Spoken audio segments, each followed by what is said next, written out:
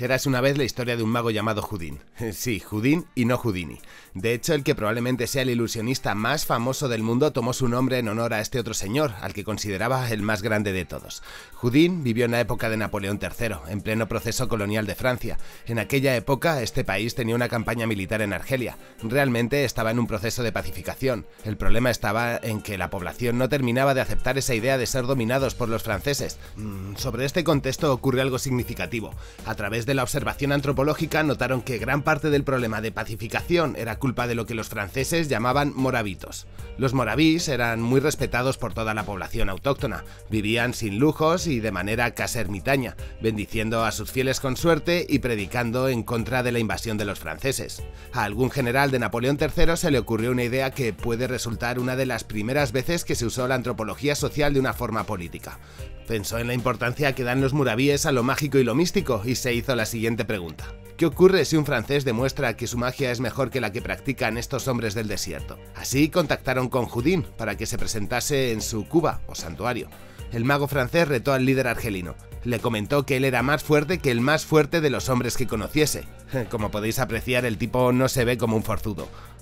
Así que, como si se tratase de un juego, aceptó y buscó a una persona fuerte. Houdin colocó una caja de madera que se veía pesada, pero que no lo era tanto, y la levantó sin problema. Cuando lo intentó el forzudo, no pudo, porque Houdin había activado un mecanismo electromagnético que dejaba la caja pegada a la base. Después, le ofreció una pistola al líder del templo y le dijo que, sin miedo, dispare, que él atrapaba la bala con la boca. Ante las sospechas de los argelinos, marcaron la bala, la cargó el propio moravita y repasaron que Houdin no tuviese nada escondido en la boca. Tomó distancia, apretó el gatillo y, en efecto, la paró con los dientes. Bueno, realmente no, pero se comieron el truco. Os podrá parecer una chorrada, pero esta jugada sobre una sociedad preindustrial y muy mística fue suficiente para conseguir un cambio de tendencia y rebajar notablemente las hostilidades hacia los franceses. La CIA estaba al tanto de estos juegos de magia y de otros como el de Jasper Markelein, otro mago que engañó al Tercer Reich en varias ocasiones utilizando trucos. El tipo consiguió ocultar a la Luftwaffe, que es la aviación alemana,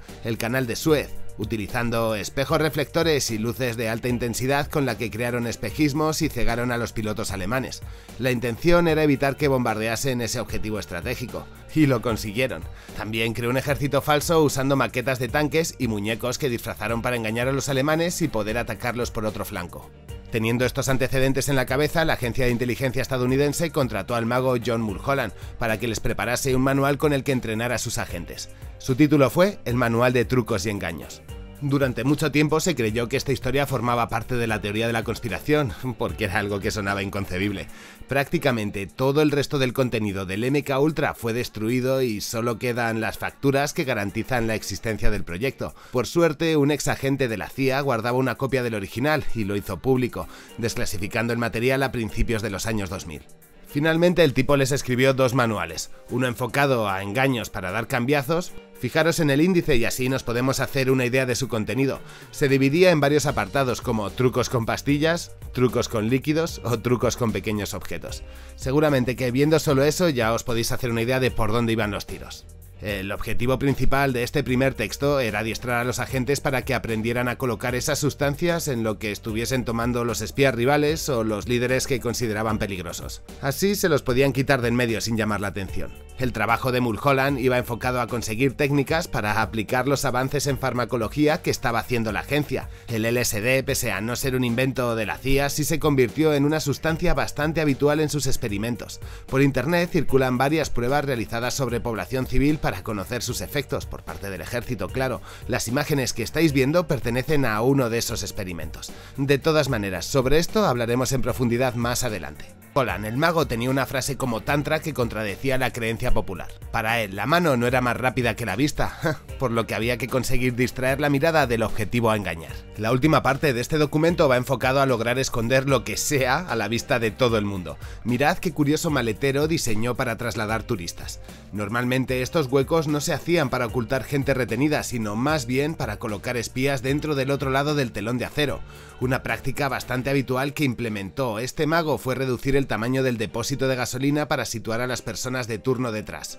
Uno que me llamó la atención y que ejemplifica esa idea de esconder a la vista de todos es esa ingeniosa propuesta con botellas de agua que utiliza el propio reflejo para difuminar la silueta del espía. Su otro trabajo para la agencia está destinado a los códigos del lenguaje. Realmente encuentra fórmulas muy creativas para que los espías compartan información sin llamar la atención. Mulholland señala que estas comunicaciones deben darse de forma clara, concisa y rápida, así que diseña una colección de señales ocultas con las que se pueden comunicar sin palabras dos agentes que se crucen durante solo un instante.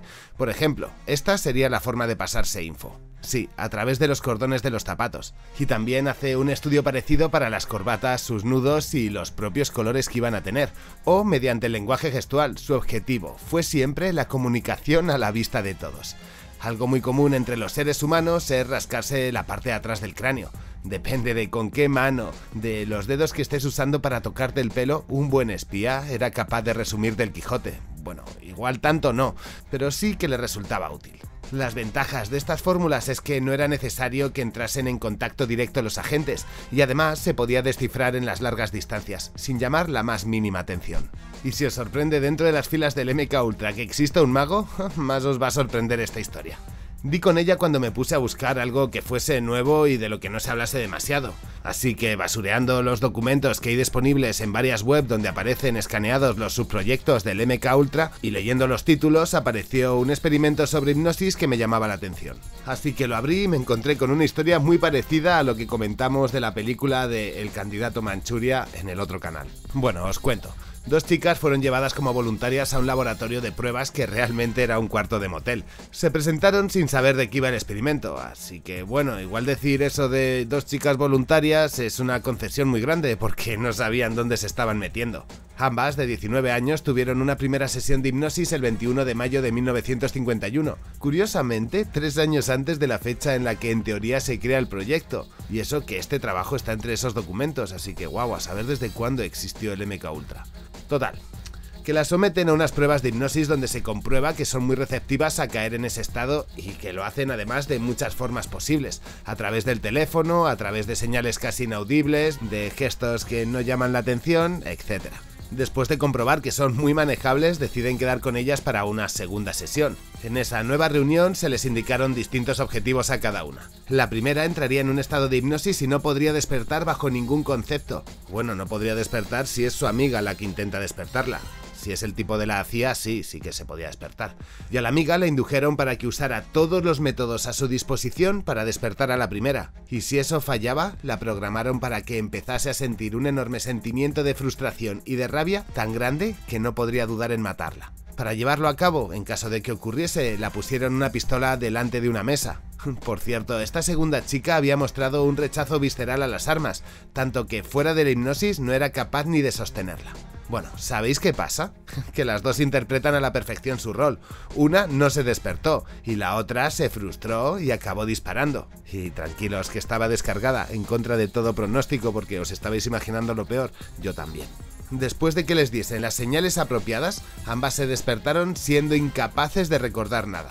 Sufrían de amnesia y no sabían lo que había ocurrido durante las 2 sesiones. La CIA acababa de encontrar una fórmula para crear asesinos involuntarios. Y ocurre algo más interesante, que este experimento rompe con la idea en la hipnosis de que no puedes ser hipnotizado para hacer algo en contra de tu voluntad, porque parece que sí que puedes actuar de forma inconsciente.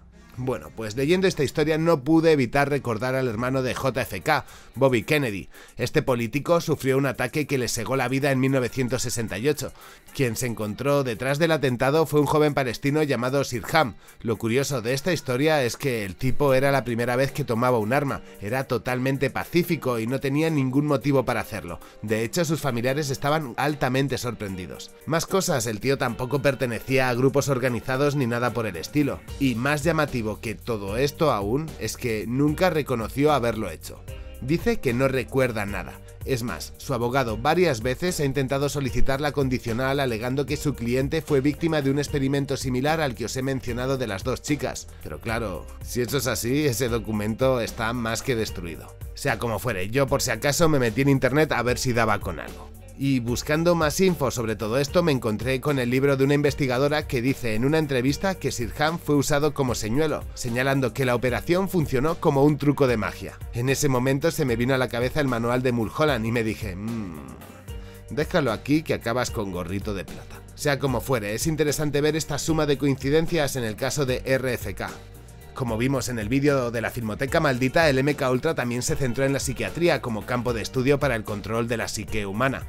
La agencia contrató a prestigiosos médicos como el Dr. Cameron, el Dr. Krebs o el Dr. Murray, profesor de una bomber. El caso de una bomber es curioso y sí está sostenido en la verdad, no como el de Sirhan, que son meras conjeturas. Theodor Kaczynski, que es su nombre real, fue una especie de niño prodigio con cualidades muy desarrolladas para las matemáticas. Entró en Harvard con solo 16 años y posteriormente se graduó en funciones geométricas. Era tan inteligente que fue capaz de resolver un problema que llevaba intentando descifrar un profesor suyo desde hace más de 40 años. Por eso, su trabajo final de carrera recibió el premio al mayor avance científico del año. Su inteligencia era algo fuera de lo normal. Tal vez por eso llamó la atención del profesor Murray, que le invitó a pasar un fin de semana junto a otros estudiantes donde iban a realizar una serie de pruebas inocentes. Nada más lejos de la realidad.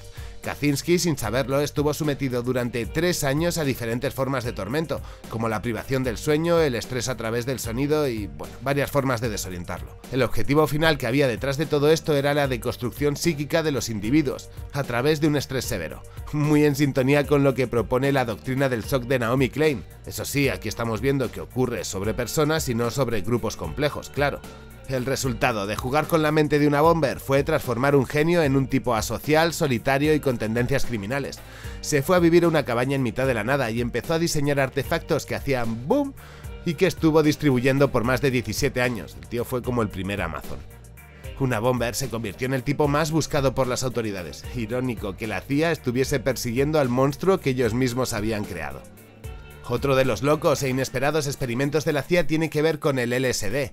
Por la red corre un vídeo del gobierno de los Estados Unidos de cómo hace pruebas de esta sustancia con gente corriente mientras científicos del ejército van tomando registro de cómo se comporta quien lo toma. Ya vimos antes unas imágenes. Me llamó la atención este que estamos viendo, ya que el sujeto, o mejor dicho, el conejillo de Indias, es un pintor. Lo primero que le pidieron antes de que le diese el subidón fue hacer un retrato y se lo pidieron repetir 3 horas después cuando estaba flipando en colores. La idea era intentar ver y comprender cómo afectaba fuera de la verbalización del sujeto, desde lo subconsciente. Muy interesante y dura solo media hora. Por desgracia, no todos los experimentos con alucinógenos fueron tan divertidos. El caso del tenista profesional Harold Blauer es bastante turbio. Blauer ingresó en un psiquiátrico en busca de ayuda porque se encontraba deprimido después de su divorcio. Sin que él lo supiese, fue usado como sujeto de pruebas en los experimentos MK Ultra. Le estuvieron dando inyecciones de mescalina. Como la medicación le causaba alucinaciones, como es lógico, solicitó que se la retirasen. En vez de eso, le aumentaron por 15 la dosis. El resultado, que duró 30 minutos con ese pelotazo hasta que le falló todo el organismo. Si os interesa, existen varios artículos académicos y papers sobre este tema, o si no, consultad la sentencia que pronunció un juez del Tribunal del Distrito que otorgó una indemnización a la familia de $700.000. Eso ocurrió en 1987, después de que el experimento fuese encubierto por el Estado de Nueva York, la CIA y el propio gobierno por más de 25 años. También al calor de estos experimentos con sustancias está la historia del pan maldito, tema que no está aún aclarado. Consistió en el envenenamiento masivo de un pequeño pueblo francés llamado Pont-Saint-Esprit.